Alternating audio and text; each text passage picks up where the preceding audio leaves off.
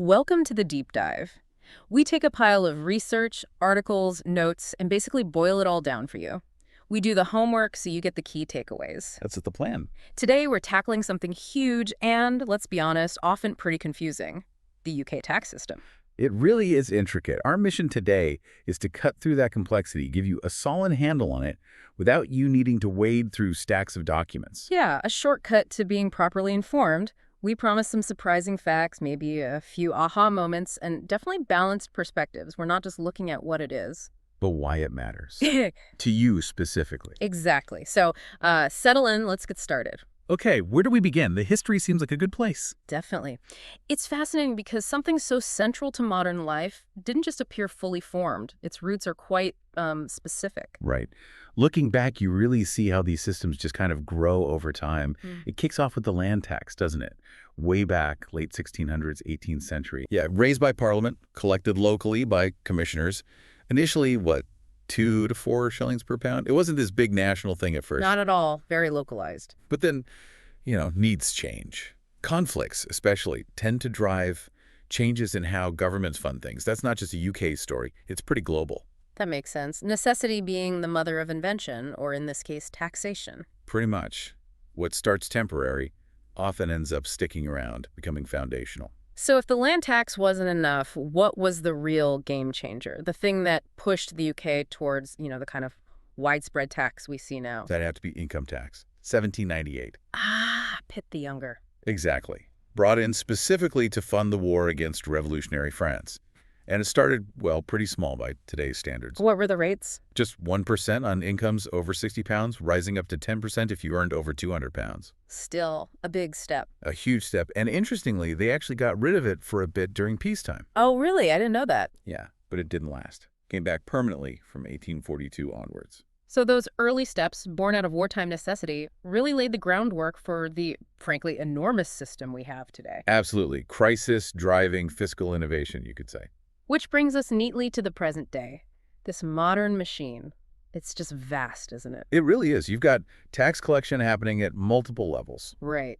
Central government, through HMRC. Her Majesty's Revenue and Customs, yeah. They handle the big ones. Income tax, national insurance or NI, VAT, corporation tax, fuel duties, the main revenue generators. But it's not just them. You've also got the devolved governments, Scotland, Wales, Northern Ireland, and then local councils. Exactly. They collect things like council tax, business rates, sometimes parking fees, and they often get grants funded by central taxes too. It's all interconnected. And the scale. The numbers are just staggering. For 2023-24, total government revenue was around 1.12 trillion. That's the figure. About 41% of the UK's entire GDP. It's huge. In income tax and national insurance alone. What was that figure? Around 470 billion. Just those two. Almost $500 billion. Wow. Yeah, it shows where the bulk of the direct tax burden lies. When we talk common taxes, those two are key, paid on earnings. There's the personal allowance, the amount you earn before tax. But there's that complexity around the £100,000 mark, isn't there? Ah, yes, the tapering away of the personal allowance. Once your income goes over £100K, you start losing that allowance, £1 for every £2 you earn above it. Which effectively creates a much higher marginal rate in that blend. Precisely. It leads to an effective 60% marginal tax rate for income between £100,000, about £125,000, £140. It's quite a steep cliff edge. That is significant. Then you've got VAT, value-added tax. Standard rate's 20%. Yeah, 20% since 2011, yeah. Yeah. Though some things have a lower rate, 5% or 0 rated altogether. Like essentials, food, children's clothes, usually. Right. And then you've got corporation tax on company profits, capital gains tax on asset sales, inheritance tax, and those excise duties on fuel, alcohol, tobacco, the sin taxes. So this enormous pot of money collected through all these different streams, it obviously has to go somewhere. It's funding the country. It's the engine, absolutely. I love It it. directly impacts pretty much every aspect of daily life. So let's talk about that return on investment. If people are paying all this tax, what do they actually get for it? Well, this is where you see the tangible benefits. The money funds, core public services. We're talking the NHS, social care. Huge budgets there. State pensions, Social Security benefits as well. Right. Education, policing, the armed forces for defense, maintaining and building infrastructure, roads, rail, broadband. And it trickles down to the local level too, doesn't it? Bin collection. Exactly. Local road repairs, libraries, parks, all sorts of things. It's not like you get a bill saying, X of your tax went to this road, but broadly speaking. Broadly speaking, it funds the collective infrastructure and services of the nation.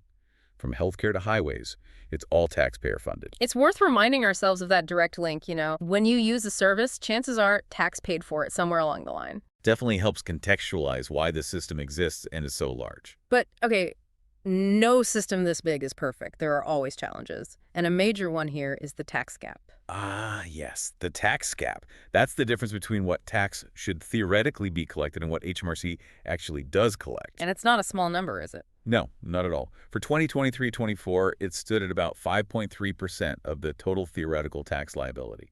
That translates to roughly $46.8 billion. 46.8 billion pounds. That's a lot of money left on the table.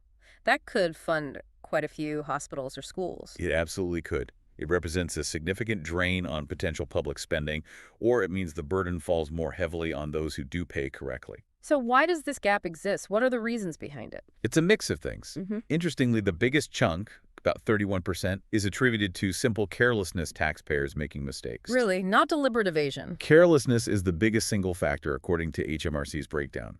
Then you have genuine error at 15%, and then deliberate evasion comes in at 14%. Okay. What else makes up the gap? There's legal interpretation, so disputes over how the law applies, that's 12%. Non-payment, where people just can't or won't pay, also 12%. The hidden economy, like undeclared cash-in-hand work, is about 5%. And then formal tax avoidance schemes make up the smallest slice, around 1%. Only 1% for avoidance. That seems low, given how much we hear about it. Well, that's the estimate for formal avoidance schemes HMRC deems fall outside the spirit of the law. It's distinct from evasion, which is illegal, and from legal tax planning. But the lines can be blurry. Right. And where are the biggest monetary losses coming from? Which groups? A really significant chunk of evasion, $5.5 billion in 2022-23, is linked to small businesses. That was estimated to be about 81% of all evasion. 81% from small businesses. That's huge. It is. Then you have wealthy individuals. It's harder to pin down an exact figure for their evasion, especially involving offshore assets. Estimates suggest around $849 billion is held offshore by UK residents. Wow. So how are people actually doing this? What are the common methods for, well, dodging tax? For businesses, it might be declaring false expenses or simply underreporting takings. For individuals, especially wealthier ones, it can involve complex offshore structures, trusts, shell companies, and tax havens. And that non-domiciled status we hear about. That was a big one. It allowed UK residents whose permanent home or domicile was abroad to not pay UK tax on their foreign income or gains unless they brought the money into the UK. But that's changing, right? Yes, big change. That's being abolished from April 2025, replaced with a system based purely on residency. That's expected to close a significant loophole. And VAT fraud, you mentioned that. Yeah, particularly carousel fraud. It's a complex scam involving importing goods VAT-free from another EU country, selling them on with VAT included, and then the company disappears before paying the VAT to HMRC. They often repeat this in circles, hence carousel. Sounds sophisticated and costly. Very. It's been a persistent problem, though HMRC has had some success in tackling it. So, okay, $46.8 billion uncollected. That's a massive incentive for the government to crack down. What happens if you do get caught? The consequences can be really severe. We're talking significant financial penalties, often multiples of the tax evaded. In serious cases, it can mean asset forfeiture, losing your house, savings. And potentially prison? Absolutely. Criminal prosecution is a real possibility for deliberate evasion. In 2022-23, HMRC charged around 540 individuals. And they opened quite a few new investigations, too. Around 625 new criminal investigations were launched in that year. They do pursue these cases. You've seen some pretty high-profile examples recently. Dominic Chappell. Right, the former BHS owner. He got 6 years in prison for evading tax on income from the BHS sale. About 584,000 pounds evaded. And Bernie Ecclestone, the former Formula One boss. That was huge. He ended up paying $652 million in a civil settlement with HMRC over undeclared overseas assets. That shows the kind of sums involved at the top end. So the message is clear. They are going after evaders. What about the people who help them? The accountants, lawyers, advisors, the enablers. They're definitely in the crosshairs, too. Legislation exists to hold enablers criminally liable if they deliberately help someone evade tax. But you mentioned prosecutions for enablers have actually dropped. Yes, that's a slightly odd statistic. Prosecutions specifically for enablers fell quite sharply, down 75% over 5 years, with fewer than 5 cases in 2023-24. Why would that be, do you think, if the focus is increasing? It's hard to say for sure. It could be HMRC prioritizing the main evaders, or maybe shifting towards using other powers like large financial penalties against enabling firms rather than lengthy criminal trials. The Public Accounts Committee in Parliament is certainly asking questions about it. But overall, the government is putting more resources into this. Oh, definitely. HMRC added 400 new compliance officers specifically to focus on the tax affairs of wealthy individuals. The goal is to raise an extra £7.5 billion a year by 2030 just from that group. And the current chancellor, Rachel Reeves, announced more funding too. Yes, an additional $1 billion investment specifically aimed at boosting efforts to clamp down on tax evasion and avoidance across the board. It feels like transparency is improving as well, with international cooperation. That's a huge factor. The OECD's Common Reporting Standard means over 100 countries now automatically exchange information about bank accounts held by foreign residents. So it's much harder to hide money offshore? Much harder. HMRC gets floods of data now. They send out nudge letters based on this data, prompting people to declare overseas assets. Declarations went up 22% recently, likely due to this. And abolishing the non-dom status feeds into that transparency push. Absolutely. Plus, you have bodies like the Public Accounts Committee pushing HMRC to get a better grip on tracking billionaire wealth, and the National Audit Office suggesting that evasion by the wealthy might be even higher than current estimates. So the pressure's really mounting: technology, data sharing, dedicated teams. It's getting tougher to hide. The game is definitely changing, yes. Which leads us to think about, well, how does the public feel about all this, and what might the future hold for UK tax? Public sentiment is always a tricky thing to gauge, but generally. My sense is people don't mind paying tax if they feel it's fair and the services are good. Is that right? Broadly, yes. Historical research tends to back that up. The British public seems relatively tolerant of tax levels, provided they see value in public services like the NHS. The real sticking point is fairness. Yeah, that feels right. People get angry when they see headlines about huge corporations or very wealthy individuals using loopholes or offshore schemes, especially if they feel their own taxes are high. Exactly. The perception of unfairness, like the old non-dom perks, really fuels resentment. There's a strong demand for everyone to pay their fair share. So given that push for fairness, what might be coming down the track? What's next? Well, there's ongoing debate about a potential wealth tax. Labor, for instance, has explored ideas like a 2% annual levy on assets over £10 million. How much could that raise? Estimates suggest maybe £11 billion a year. But there are big counter-arguments: complexity, valuation issues, and the major risk of capital flight, people moving their money out of the UK to avoid it. So a controversial idea. What else? Corporation tax is definitely under the microscope. That gap, the difference between expected and collected corporation tax, has ballooned. It now makes up 40% of the total tax gap. 40%. Up from what? It was about 24% back in 2019-20. So that's a massive increase. Expect a much bigger focus on curbing corporate tax avoidance and ensuring large companies pay their share. And technology must play a role here too, AI and things like that. Hugely. HMRC has its Connect system, which is basically a massive data mining operation. It pulls in information from companies' house, land registry, bank accounts, online marketplaces, social media, all sorts of public and private data sources. To spot discrepancies. Exactly. To build a financial picture of taxpayers and flag things that don't add up. Yeah. AI helps them sift through this mountain of data much more effectively. And new laws targeting the enablers. Yes, things like extending criminal liability to firms, not just individuals, if they facilitate evasion. And there's talk of publicly naming enablers who are penalized. That adds reputational damage to the financial cost. So the overall direction seems clear. Towards more transparency, tougher enforcement, trying to close loopholes, and restoring public trust that the system is fair. That certainly seems to be the long-term ambition, yes. Reducing the gap, ensuring wealthier individuals and companies face the same scrutiny as everyone else. It feels like we could be heading for some quite significant changes that will affect pretty much everyone, one way or another. It's a space to watch, definitely. The debates around fairness, wealth, and corporate responsibility aren't going away.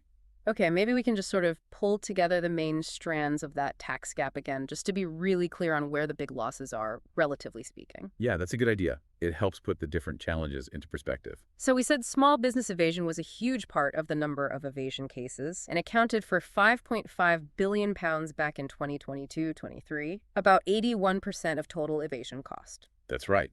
Still a major focus for HMRC. Yeah. Lots of compliance checks, often leveraging that Connect system data. But then the corporation tax gap, well, maybe involving fewer entities, is now 40% of the total overall tax gap value, estimated $18.7 billion for 2023-24. Exactly. So in pure monetary terms, the corporate tax gap is now the single largest component of the overall tax gap.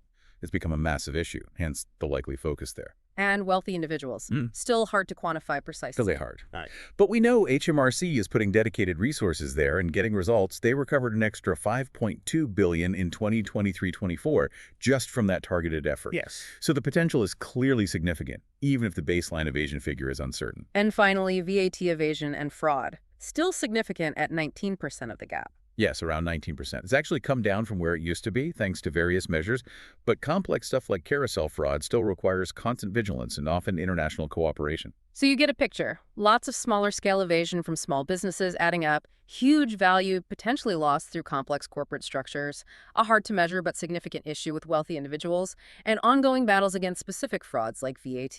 Precisely. Each requires a slightly different approach from HMRC, different tools, different challenges, but they all contribute to that overall $46.8 billion figure. It really crystallizes the scale and complexity of the task HMRC faces. It absolutely does. Right. So wrapping this up then, we've covered a lot of ground, from land tax and funding Napoleonic Wars. All the way to today's trillion-pound system, funding everything from the NHS and schools to pensions and roads. A massive, multi-layered operation. We've seen the sheer scale of the revenue, mainly from income tax, NI, and VAT, and where that money broadly goes, those vital public services. And we've dug into that persistent tax gap, the $46 billion difference between what's due and what's paid, driven by everything from carelessness and error to deliberate evasion and avoidance. But the picture is changing. Enforcement is ramping up, targeting wealthy individuals and corporations more intensely. Non-dom status is gone. Technology like AI and massive data sharing are making it harder to hide. Yeah, the direction of travel is towards greater scrutiny and transparency. Future changes, maybe even a wealth tax or stricter corporate rules, seem possible, driven by that public demand for fairness. It's a constant balancing act, though, isn't it? Fairness versus economic impact, closing loopholes versus remaining competitive. Absolutely. That tension is always there. So maybe the thought to leave everyone with is this. As we move forward, how does the UK, how do we navigate that fundamental tension? The tension between, say, individual financial freedom or keeping wealth private and the collective need for well-funded public services. Especially when technology is giving powerful new tools to both sides. Tools for HMRC to collect tax more effectively, but potentially also new ways for people to try and hide assets or income. How will that push for fairness, which seems really strong right now, ultimately reshape the economy and the tax system itself? It's definitely something worth thinking about. A fascinating question for the years ahead. Thanks for watching the video. We'd love to hear your thoughts. Feel free to share them in the comments below. If there's a specific topic you'd like us to cover next time, do let us know. Don't forget to subscribe to the channel for more videos like this. And if you found this one helpful, make sure to share it with others too. See you in the next video.